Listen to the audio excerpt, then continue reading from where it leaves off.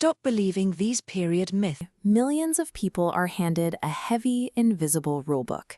These unwritten rules dictate daily life, prescribing how a person should move, how they must wash, and exactly how much they should hide about their own biology.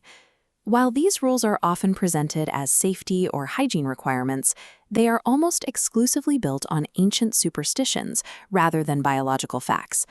When these myths are accepted as truth, they create a persistent sense of confusion. This makes it difficult to distinguish a routine biological event from a medical or moral problem. We are going to cross-examine these specific societal rules using medical data to see which of them, if any, hold up under scrutiny. Breaking down this misinformation is the first step toward viewing menstruation as a normal, manageable part of life. The first major rule in the book involves the idea of impurity. This myth claims that menstrual blood is toxic, which leads to restrictions on swimming or bathing. A biological breakdown of the fluid tells a different story. It is a simple mixture of blood, uterine tissue, and mucus. Unlike urine or feces, it doesn't contain waste bacteria, meaning it poses no risk of contaminating water while swimming. Then there is the rule regarding physical limitation, the idea that the body becomes too fragile for exertion or exercise. The data on premenstrual syndrome also contradicts the total debilitation narrative. Only 1 in 4 women actually experiences PMS, and the most frequent symptoms are fatigue and bloating, not extreme mood shifts. In fact, physical activity often has the opposite effect of the myth. Exercise can actually reduce uterine cramps and improve both mood and energy levels.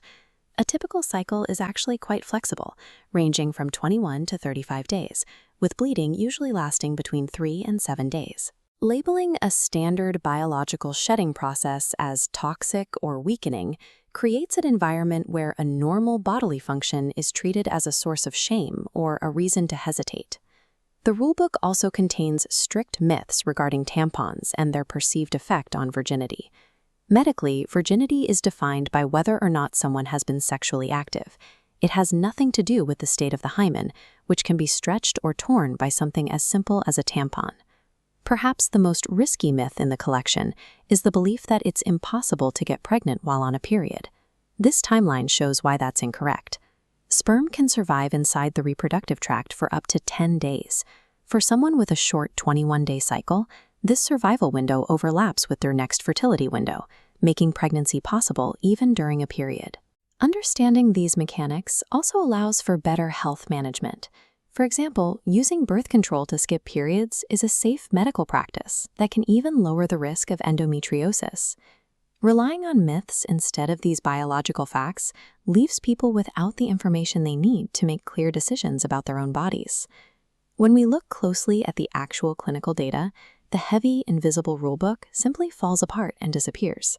Menstruation is not a condition or an illness. It is a routine biological function that follows a predictable, healthy set of parameters.